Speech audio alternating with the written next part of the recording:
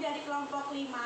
Sekarang kami akan berbincang, terus juga kita akan menggali lebih dalam tentang topik yang sudah kita pilih untuk podcast pada kali ini. Nah, sebelumnya kita mungkin akan perkenalan terlebih dahulu, biar kita bisa kenal juga dan mungkin bisa sayang.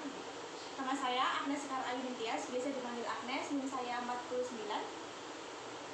Saya Yusobat Adimas, NIM 57, Prodi Mekatronika. Nama saya Hubertus Mardevan, Prodi Mekatronika, dengan NIM 51. Oke, jadi di perbincangan kita kali ini, kita itu mau ngobrolin tentang kemanusiaan universal. Nah, nanti kita juga akan mengaitkannya dengan hak asasi manusia. Apa sih itu kemanusiaan universal? Terus juga apa kaitannya dengan hak asasi manusia? Nah, oke, sekarang kita itu akan memaparkan kenapa sih akhirnya kita memilih topik ini sebagai bahan kita untuk membuat makalah dan membuat podcast. Mungkin dari Marco, ada yang mau disampaikan?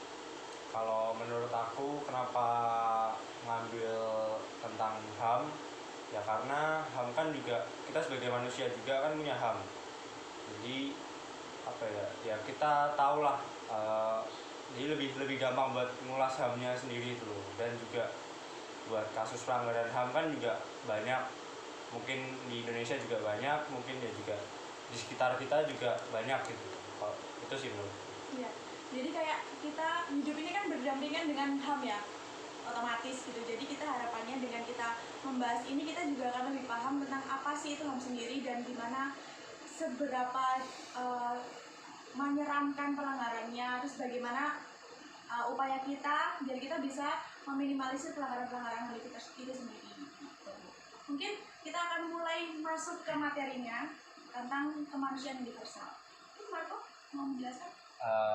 Kalau menurutku, dengan aku juga kan browsing juga, kemanusiaan universal itu lebih ke manusia yang memiliki akal sehat dan juga pikiran yang sehat. Jadi setiap manusia juga berhak buat ngelakuin apa yang dia mau, tapi ya harus sesuai dengan akal sehat juga.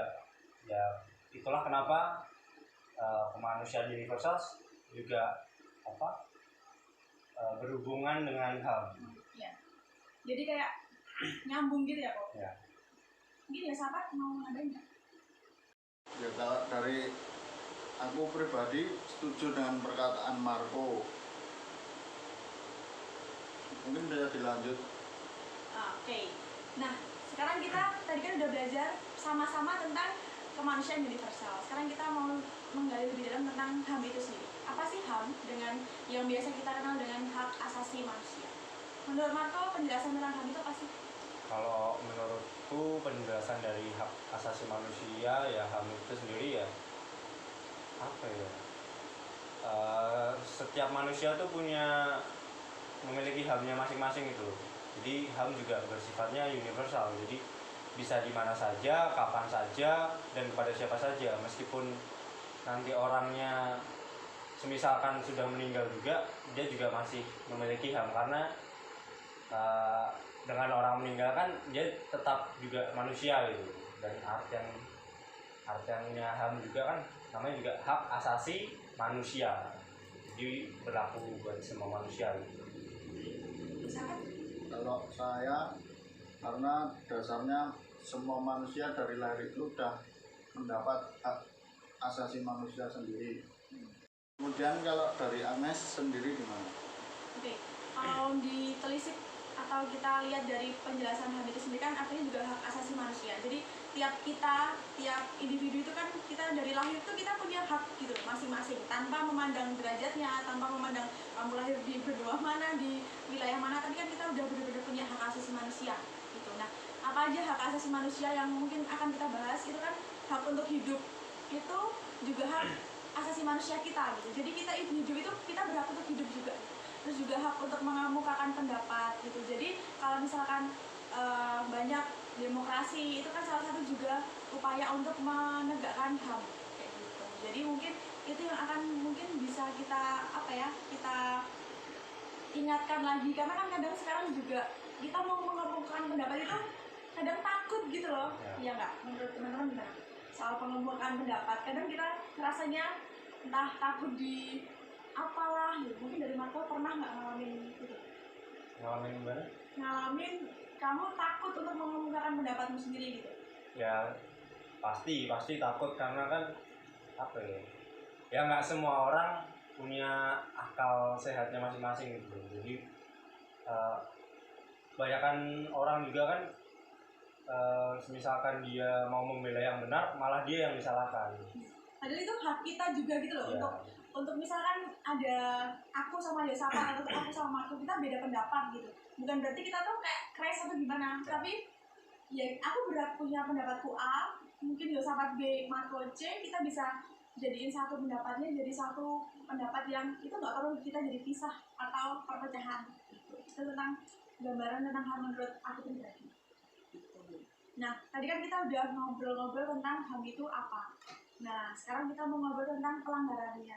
Kenapa pelanggaran ini tuh jadi hal yang perlu kita perhatikan? Mungkin Marco mau bercerita tentang kasus yang pernah ditemui atau pernah dibaca gitu, mungkin pelanggaran HAM. Kalau dari aku sendiri yang paling keinget ya, sama yang baca juga dulu kan pernah dapat pelajaran juga pas waktu SMP, SD, SMA juga. Itu tuh ada pelanggaran HAM dulu pas penjajahan Jepang di Indonesia. Jadi di mana situ tuh ada yang namanya Romusa. Jadi di Romusa sendiri itu kayak kerja paksa gitu loh. Jadi pas dulu tuh kalau nggak salah ya, ini aku juga searching juga dulu, Romusa itu awal tujuannya itu buat bangun benteng, bangun jembatan, jalan juga gitu. Dan awalnya itu orang-orang Indonesia tuh pada setuju semua. Udah berjalan berapa lama gitu, tiba-tiba pas Jepang kedesak sama perang Pasifik kalau nggak salah ya, kedesak sama perang Pasifik, si Jepang ini kayak maksa gitu loh, paksa kepala keluarga buat nyerahin anak laki-lakinya buat bantuin kerja paksa juga. Oke, setelah itu tuh pokoknya banyak lah kejadian itu ya. Romusa sendiri juga 3 tahun dari 42 sampai 45 kalau nggak salah. Ya banyak juga dampak-dampaknya, kayak ya banyak kematian yang terjadi, kelaparan, karena ya itu semua dipaksa buat mecahin batu-batu di pegunungan, dia bikin jalan gitu. Ada juga yang sampai bikin rel. Bayangin aja zaman dulu kan belum ada teknologi secanggih sekarang kan, di mana-mana juga pakai SDM, sumber daya manusia. Jadi bawa rel yang besi seberat itu, manusia suruh kerja paksa, ya kurang sih kalau aku. Iya, padahal itu kan rumusan kita nggak dapat upah ya waktu itu. Ya. Kita para pendahulu kita nggak dapat upah. Jadi kan kayak itu benar-benar melanggar HAM nggak sih? Ya. Harusnya kita ada upah. Kalau sekarang kan mungkin ada undang-undangnya, mungkin dulu kan belum ada. Ya. Tapi kan itu sebagai hak kita untuk misalkan kita sudah melakukan sesuatu, harusnya kita juga mendapatkan upah yang sebanding gitu. Nah itu dulu tuh kan nggak ada tuh. Ya. Jadi menurut Marco itu jadi salah satu pelanggaran HAM yang berat. Ya berat. Karena mengakibatkan kematian juga. Ya. Banyak yang korban. Oke, kita tadi kan ngobrolin tentang berarti yang berat. Sekarang kita coba ngobrol ke yang ringan. Mungkin ya sahabat. Kalau HAM ringan itu menurut pengalaman pribadi saya itu kasus bullying. Itu terjadi di salah satu sekolahku pada saat SMK. Itu saat aku naik ke kelas 2 otomatis kan ada adik kelas. Nah itu kan harus ospek dulu. Nah itu temanku itu ada yang apa itu namanya? Enggak, itu kan temanku ikut OSIS gitu loh. OSIS terus jadi panitia ospek. Nah terus itu ada adik kelas itu dibully karena melakukan kesalahan gitu. Nah terus itu kejadiannya itu pas disuruh apa itu kumpul di lapangan. Nah itu malah adik kelasnya itu ngeyel, nggak mau ke lapangan lah. Terus namanya juga manusia kan pasti emosi. Ya. emosi terus mukul hidungnya sampai patah. Sedangkan temanku nggak tahu kalau sampai kayak gitu toh. Terus temanku otomatis juga takut sendiri. Nah terus salah temanku juga itu malah disuruh nutupin kalau hidungnya patah itu karena jatuh. Berarti dipaksa gitu ya? Dipaksa buat kalau jatuh gitu loh. Tuh. Terus itu ada penanganan nggak sih dari pihak sekolah kamu dulu? Kalau dari sekolahan itu saat pada tahu pas hidungnya patah itu langsung guru-guru langsung telepon puskesmas, suruh datang, suruh perawatan itu. Setelah itu apakah ospeknya tetap berjalan seperti itu atau ada tindak lanjutnya? Maksudnya ospeknya diganti, dievaluasi lagi kayak atau gimana gitu? Enggak, tetap berlanjut. Berarti penanganannya itu loh yang mau kita bahas. Kadang penanganan HAM itu nggak benar-benar terlaksana gitu loh. Ya. Kayak misalkan itu tadi kan contoh di SMA ya, SMP. SMK. Oh SMK. Nah banyak juga itu pas kita masuk ke kuliah mahasiswa lah, itu tuh ospek-ospek yang serem gitu loh. Kadang kan juga temenku tuh kayak takut ospek gitu. Padahal kan kalau di kampus kita ospeknya seru ya. Tapi kan baik nggak sedikit juga ada yang dulu itu pernah ingat nggak sih yang apa ikat pinggang diperlihatkan gitu.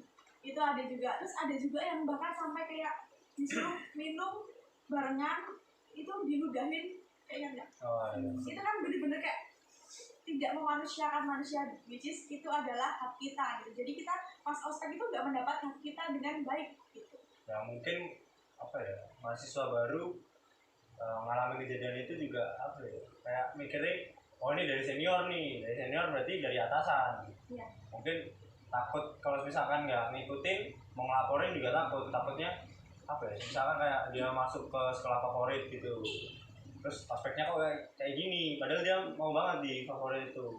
Ya mungkin itulah takut. Jadi, kalau dia ngomong nanti takutnya malah dikeluarin gitu, sedangkan dia udah susah payah masuk ke situ. Berarti itu kan juga misalkan kita mau mencari penanganannya, kita sebagai kakak tingkat atau senior yang mungkin besok juga mau ospek maba, itu jangan sampai kan kita juga merasa kita kita senior. Itu kan berarti nanti kita juga akan merampas hak adik tingkat kita. Nah, itu soal ospek yang mungkin kadang masih disepelekan ya, masih dianggap itu mah biasa kayak ajang balas dendam gitu. Ya, benar. Nah, itu harusnya pihak kampus atau pihak fakultas terkait gitu juga ambil sikap untuk ini biar nggak keterusan, nggak dibiasakan gitu loh ya. Mungkin itu tadi soal HAM dan pelanggarannya. Sekarang kita mau memaparkan apa sih saran kita untuk instansi terkait atau pemerintah tentang penanganan HAM. Mungkin dari Sobat. Kalau dari instansi terkait harusnya itu lebih tegas dan lebih bisa memberikan peraturan terhadap HAM-HAM yang berlaku. Kan udah diatur di undang-undang tentang HAM itu. Ya kalau dari aku sendiri ya buat poin-poin apa ya namanya ya, menghargai hak asasi orang lain tuh ya harus ditanamkan sejak dini, mungkin sejak dari orang tua kita sendiri lah yang paling dekat.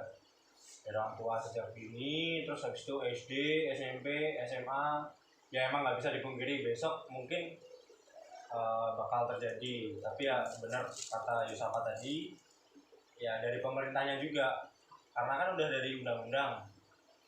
Sekarang kalau misalkan mereka ngelakuin pelanggaran HAM, sedangkan di undang-undang udah ada konsekuensinya ini, tapi malah nggak terjadi gitu kan. Banyak juga kasus gitu kan, kasus pelanggaran berat, apa mau berat maupun ringan ya tetap pelanggaran HAM gitu, tapi konsekuensinya yang harusnya ada di undang-undang konsekuensinya gini malah apa ya kan diringankan gitu loh kan. Kadang kan juga orang dalam, jadi harus dari pemerintahnya sendiri. Oke, kalau menurutku dari aku pribadi juga itu tentang pendidikan juga sih. Itu kan bakal ngaruh banget, apalagi kalau misalkan kayak kita sekarang menurutku ada pendidikan Pancasila sebagai mata kuliah wajib, itu juga salah satu upaya pemerintah atau upaya universitas kita untuk mencegah pelanggaran HAM. Ya. Karena di nilai-nilai Pancasila, terutama ada kemanusiaan yang adil dan beradab, itu kan juga otomatis akan meng-highlight biar kita tuh punya rasa kemanusiaan juga gitu terhadap sesama. Ada juga tentang mufakat, musyawarah, itu kan juga cara secara tidak langsung Pancasila itu benar-benar sebenarnya bisa jadi pegangan kita untuk tidak melakukan pelanggaran HAM. Ya, itu mungkin dari aku. Jadi mungkin pemerintah bisa lebih aware lagi untuk pendidikan-pendidikan, bisa dimasukkan ke kurikulum mungkin, atau ke kayak di universitas kita udah keren masuk ke kuliah wajib. Jadi kita juga belajar benar-benar tentang Pancasila ini, mendalami, nanti berkaitan juga dengan HAM dan isu-isu lain yang penting gitu, ya kan? Mungkin ada tambahan lagi sebelum kita closing? Kalau dari aku nggak ada sih. Bisa Pak? Sudah cukup. Oke, sebagai closing statement, semoga pelanggaran HAM yang ada di Indonesia, entah yang ringan ataupun sampai yang berat, itu benar-benar bisa ditekan agar kita semua bisa hidup dengan aman dan penegakan HAM kita masing-masing itu bisa benar-benar kita punya hak gitu. Oke, sampai jumpa di tugas selanjutnya. Bye-bye.